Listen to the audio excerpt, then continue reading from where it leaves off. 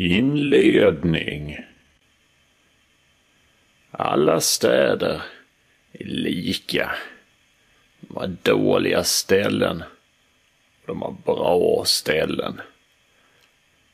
Malmö, kungen av skitstäder, hade mer bra ställen än alla andra. När du hör det här är många bra ställen borta för gott. Men de är kvar här, i denna filmen.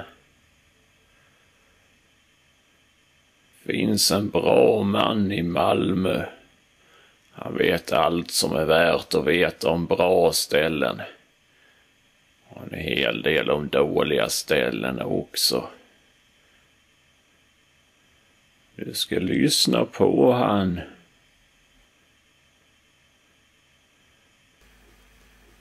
Förorten.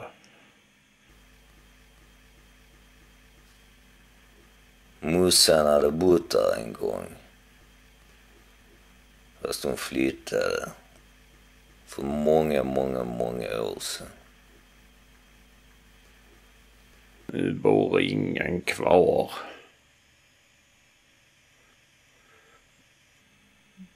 Bingohallen. Södra Förstadsgatan var inte mycket att ha. Förutom längst ner där fanns en butik. Commander. De sålde polisradios och annan grejs. Och några meter därifrån så låg bingohallen. Mussan satte alltid där. Ibland gick han och Danne dit för att låna pengar. Men det var lönlöst. Utdelningen var låg. Så han hade försökt få in henne på netpoker istället. Men hon gick mest dit för folket och stämningen, sa hon. Stället var ju bög förstås, men det fanns ett jävligt bra rökrum utanför. Några stolar, ett bord och gott om fimpar. Rejäla glas som höll luften ute och röken inne. Sevedsplan. Seveds-plan. Bästa stadsdelen i Malmö. Man kan hänga var fan man vill. Och nästan allting är stängt. Och skulle det nu inte vara stängt så kommer det ändå ingen dit. Så det ska vara.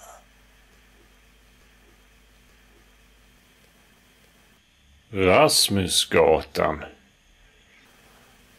En övergrym grej med Sevedsplan, det var ta Rasmuspromenaden. Gatan var kanske 200 meter lång, men kändes som en halvmil. Rasmusgatan, den tar fan aldrig slut.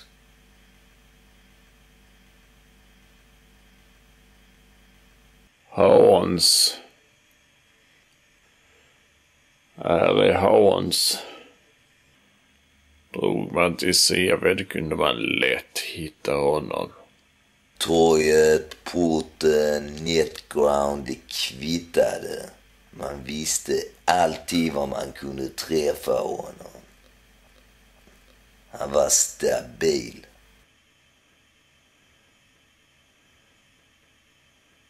Netground. En kille på Sevedsplan hade det sista bra nätcaféet i Malmö. Där inne var det mörkaste i hela jävla Malmö. Man kunde spela netpoker, kolla Ultimate Fighting Video och News Hunter. Men de hade stängt skiten nu. Fast de hade hunnit skriva mycket på väggarna. Och läste man tillräckligt länge så bör man fatta vad det handlar om.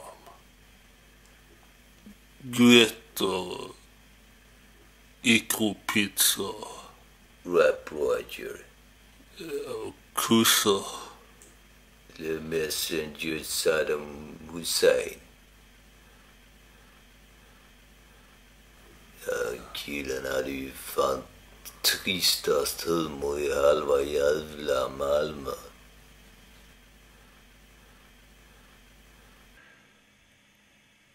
Grottan. Bara några kvarter längre bort. Bästa videobutiken i Malmö. Man hade i princip allting man ville ha i filmväg. Förutom Ultimate Fighting-videos så förstås. Det fanns filmbås för gifta män. Inte kunde runka ordentligt. Man kunde hänga där länge. Fast de blev sned om man aldrig köpte något, så ibland så fick man lägga ut sina suspengar på någon skit. Då lämnade de henne i fred. Det ryktas om att hon tanten som fick fittan rakad i pensionat Gåsapågen stod i kassan en gång. Finns till och med ett par filmer från Malmö. Gasmaskknull.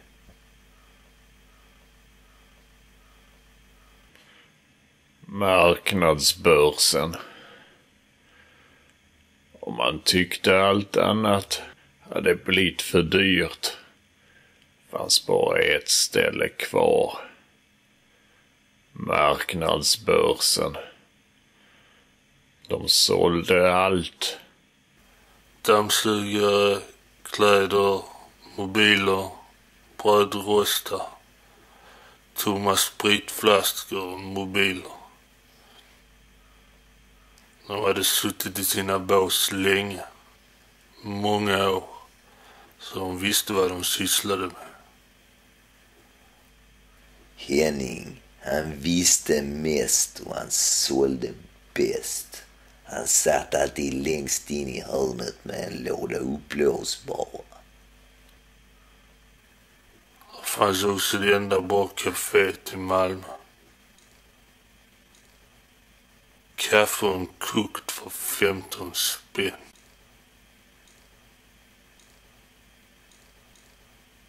Malmöhem.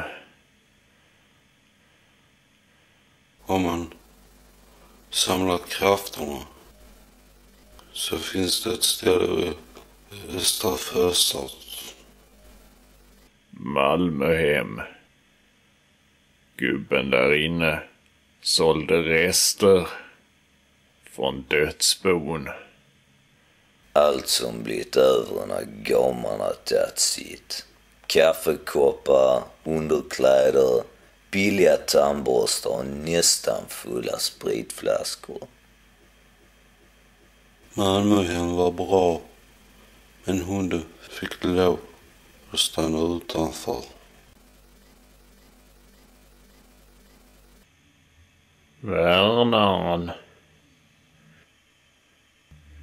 För de som rest förbi grannstationen fanns en sista slutstation. Värnaren. Ett projekt drivet av Malmö kommun. Stod så på dörren. Bakom persiennerna fanns ett rum med några skolbänkar och ett par mikrougnar. Där kunde de sitta och ta det lugnt och dricka kaffe och titta ut på dem som gått vidare i pulverbranschen.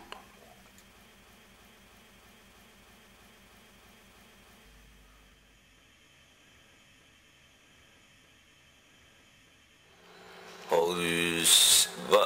Vad är det de ska bygga här inne? Ja, då ska man öppna nytt som typ fryshuset med ungdomar och sånt.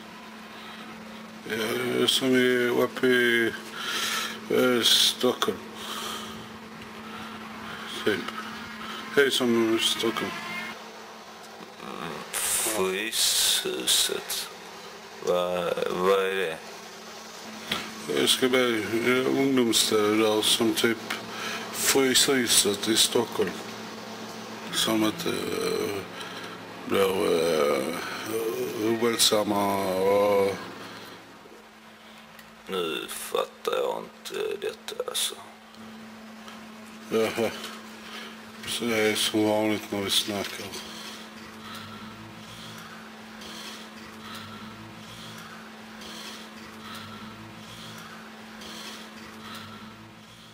Parkeringsplatsen. Innan var här en husvagnspark för hemlösa. Sen byggde de en parkering. Det är bättre. Finns det ingen jävel här. Man kan pissa var och när man vill. Utan att det kommer någon från jävla hemlös sluffare och tigger cigg av en. Fattar du? Frank. En av dem som hängde oftast på AF var Frank. Han hade haft ett band. Få hade hört dem. Färre kom ens ihåg namnet. Ingen brydde sig. Så han fick spela för gubbarna på Mässingshornet i Kirseberg. De slängde åt han några slantar ibland om han spelade Cecilia Lind. Sen slog Mässingshornet igen. Så han sjukskrev sig och flyttade till Dalaplan. Men det är bra för nu har han gott om tid att hänga. Jussi Flivs. De sålde fyllda baguetter runt om i hela Sverige.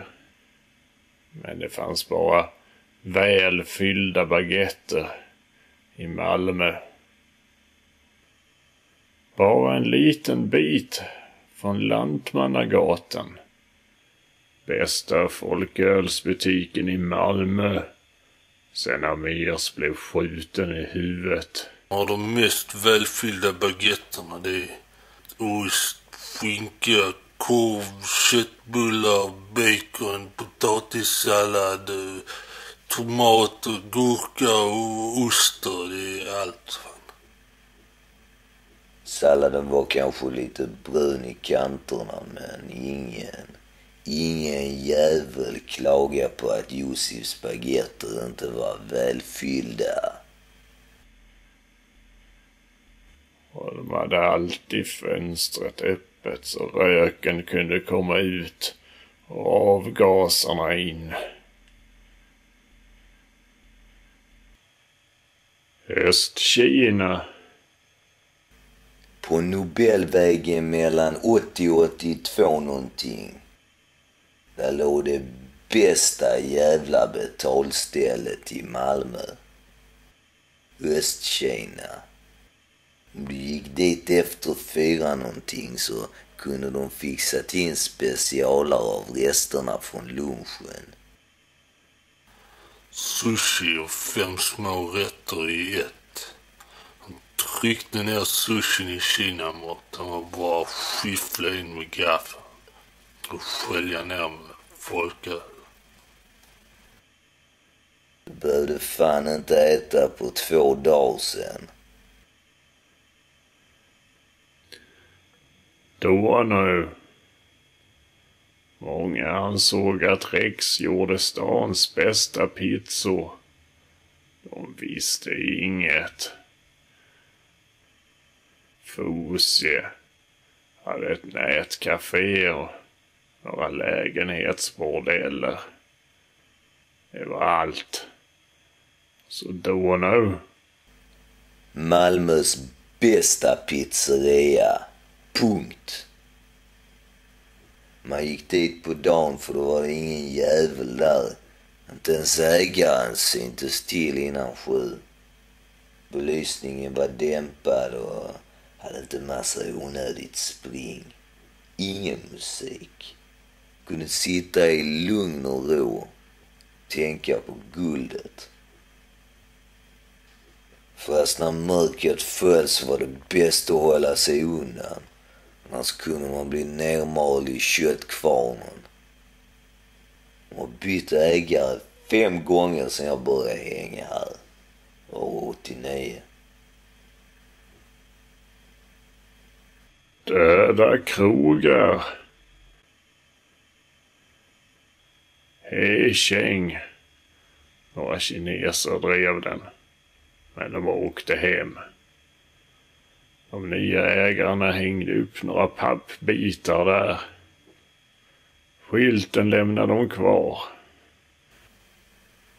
Bambus var helt klart topp 3-listan alltså, men sen gick ju Läppen och hängde sig. Det var precis som om Läppen och hans brorsor var de enda som höll stället igång. Jävla as. Fast uteserveringen blev bättre när de försvann. Lugnare. Parkerna. Någon hade sagt att Malmö var parkernas stad. Satt mest ungdomar där och drack sprit. Och fåglar som bajsade överallt. Så var det folk som var där och motionerade och övade sig.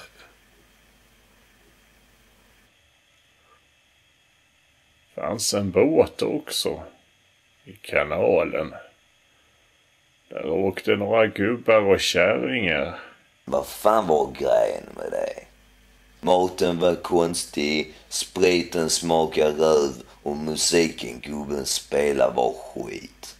Dra åt helvete. City.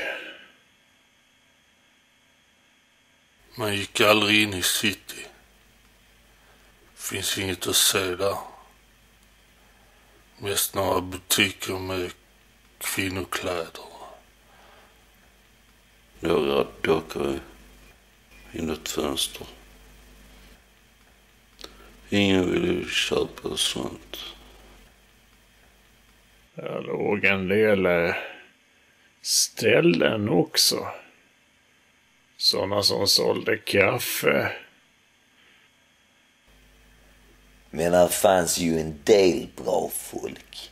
Fast de var ju inte många förstås.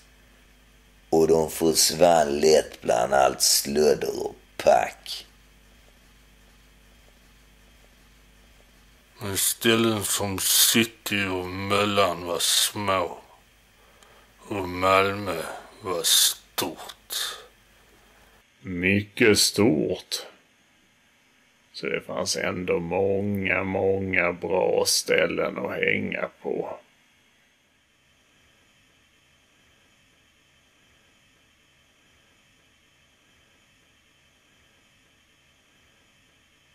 Verkstan. Några meter bort på Gränges fanns en verkstad. Den kallades bara verkstan. Om man väntade tillräckligt länge kunde någon komma ut och erbjuda en jobb. Det är sant. Man måste bara vänta tillräckligt länge.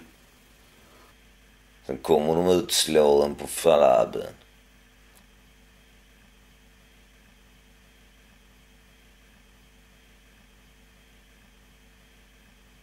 Röda bilen. På några Gränges fanns en bil som ingen ville ha. Han bara stod där. Hon kom inte in i den. Och ingen visste vems den var. Röda bilen på Gränges. Den kommer alltid att finnas kvar. Ända tills hunden i baksätet har blivit skelett. Stolen. Om man gick några kilometer längs Gränges kom man till ett staket. I staketet hade de ställt en stol. Någon hade sparkat bort ryggstödet, men sätet var helt okej. Fanns ju bara en stol, men man kunde turas om och sitta. Satt man var det lätt att tänka på saker. Men så det är. Vissa sitter och tänker och andra de bara står och väntar. Sitter man tillräckligt länge så kommer man på allting. Står man upp länge blir man trött. Så är det.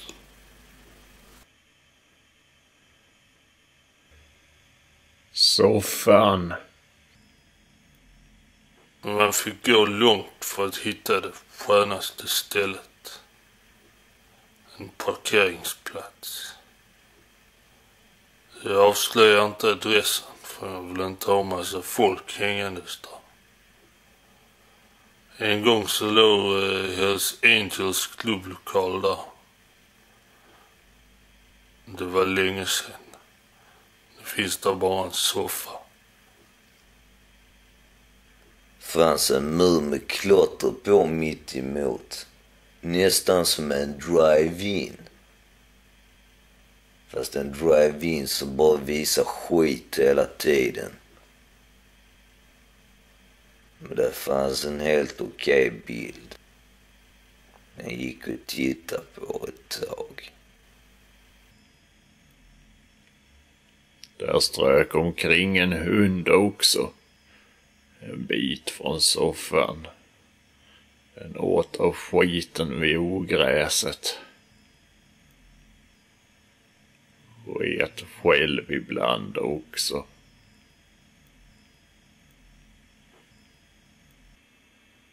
Ungdomscaféet.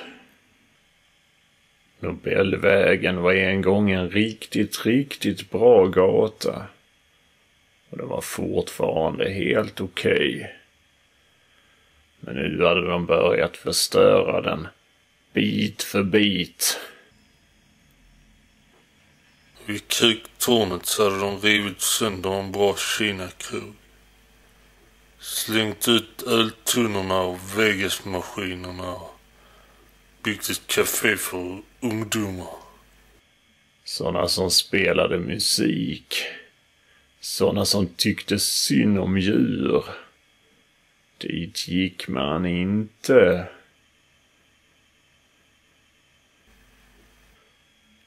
Jesusporten. Möllan hade inte många bra ställen. Porten vid Jesusparken var en av dem. Trappan var bra. 2 steg. Man kunde sitta längst ner i solen eller längre upp i skuggan. För satt man för långt ner så var det bäst att se ut för fåglarna. Öppettiderna stod på dörren så man visste när det var lugnt att sitta. Fast det var ju aldrig mycket spring där. Så det var skönt att sitta. Man kunde sitta länge. Fanns ett bra ställe att ställa drickat också. Fast en bit bort. Så man var tvungen att resa sig ibland. Bra utsikt över Jesusparken. Fast de som hängde där var ju för fina för att komma fram och hälsa.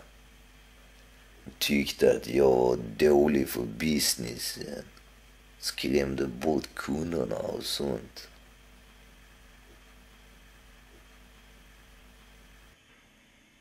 Likörfabriken. var man på ett ställe och ville till ett annat bra ställe. Då fick man gå till fots. Oftast var det långt. Och det var bra att det fanns ställen att vila på. Som elskåpet vid likörfabriken. Låg på Lantmännen. Var långt ner till marken som kunde vila fötterna ordentligt. Tittade han ner såg det nästan ut som han var hängd. Det kunde han tänka på nästan lika länge som guldet.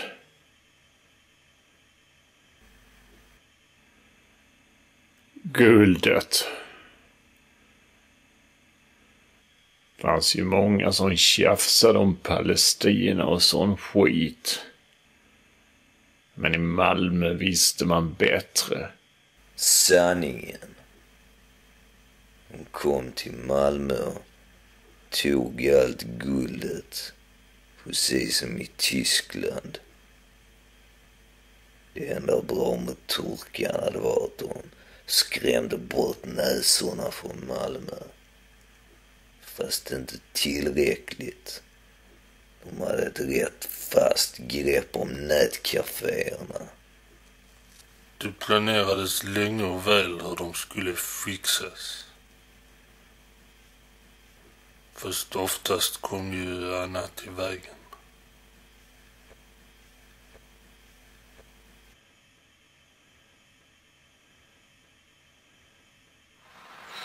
Varför går du inte på socialt som vi andra härliga människor?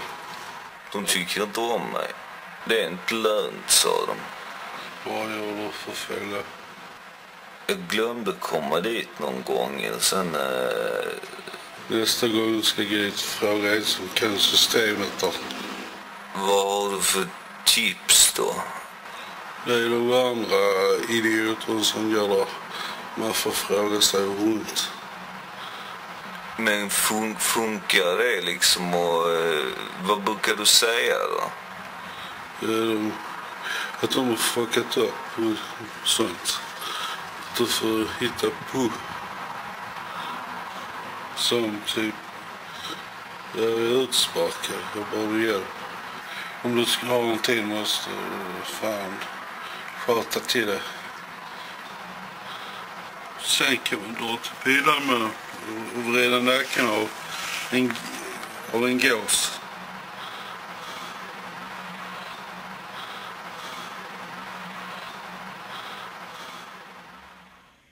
Kamphundsgårdarna. Malmö hade många bra kamphundsgårdar. Fanns ett hunddagis i Nydala.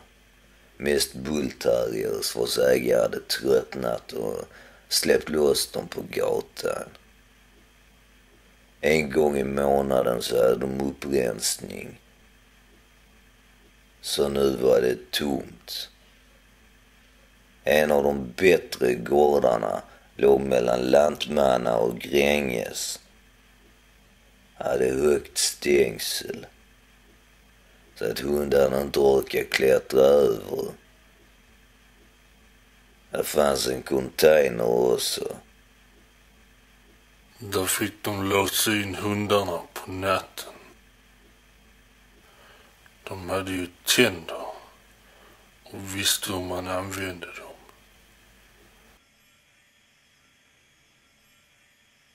Ibland ville han vara en av hundarna. De slet sönder dem.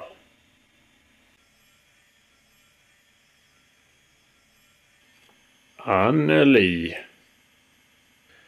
Nej, det fanns inte många bra tjejer i Malmö. Men det fanns en. Anneli. Hon bodde på Nobelvägen. Vägg i vägg med traktören. Eller nya traktören som någon hade skrivit till på skylten. Tog man med sig en packe cigg så kunde hon bjuda på ett glas eller två. fanns en kraftig fläkt ovanför spisen så att tanten kunde röka sönder sina lungor utan att det störde allt för mycket. Ibland så gick man vidare till krogen. Fast ofta satt man ju bara kvar. Anneli hade mycket att dricka och gott om tid.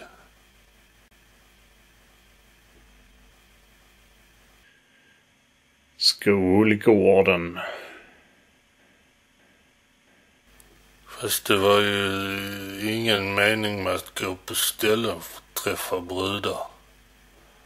Nej, det gjorde han sällan. Det fanns ett bättre ställe. Utan inträde och utan sura vakter. Skolgården på Möllan. Och där hängde rätt bra brudar på rasterna. De var ju inte alltid på så gott humör. Men några lyssnade på vad han hade att säga. Saker om livet, Malmö och guldet. Ibland kom där någon och snokade, men då var det bara att säga att man gick på samhällstjänst. Så blev man lämnad i fred. Han fick aldrig med någon hem. Skitsamma. Han tjattrade ändå som han fick ont i öronen. Så han tyckte det var skönast att hänga där efter 5. Ja, för då kunde man slita ner stuprören i lugn och ro.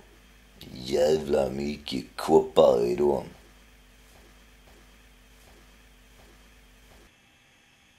Hemmafester. Men de bästa festerna var alltid hemma. Allt som behövs. Ett lågt glasbord med marmor eller glasbord. Det spelar ingen roll. Bara det var lätt att torka det. Ordentligt med dricka och en soffa att sitta i.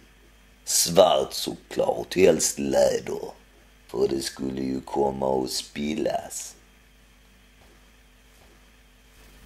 Om man var tvungen kunde man ha lite musik också. Fast om festandet pågick lite för länge kunde det ju spåra ur lite grann. Men det gör inte så mycket för. Om man tur kan man ju hamna på Newshunter veckan senare.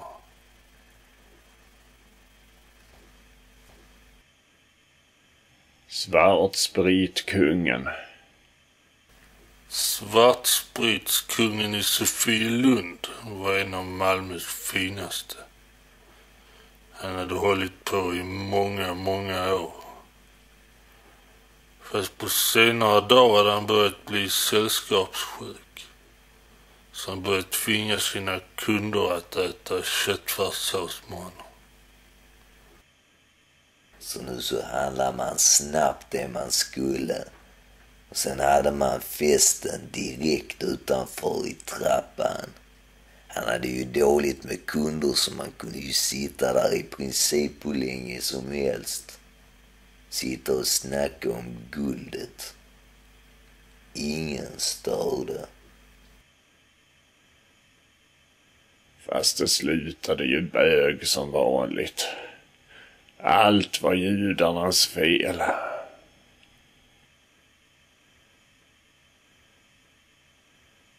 Avslutning. Malmö var en stad med många dåliga ställen. Men också många bra ställen. Ändå önskade han sig ibland att han kunde ta sig någon annanstans. Någon gång hade någon visat honom en film på internet. Den handlade om någon som snodde en hund, skar sönder den och Han gjorde en ballong av den. Filmen var skit förstås. Och han ville slå sönder han som gjort den riktigt mycket. Men ibland satt han och tänkte på filmen. Kanske inte var en så dum idé i alla fall. Han kunde dra runt på kamphundsgårdarna.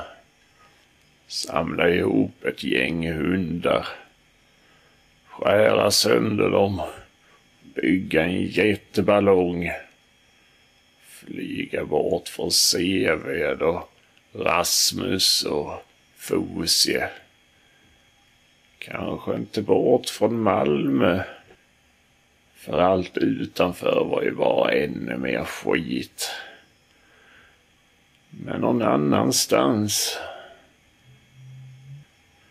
Kanske Värnhem.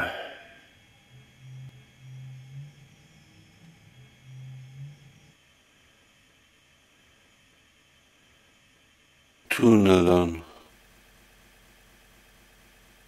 Ofta så fick man vänta länge innan krogen öppnade.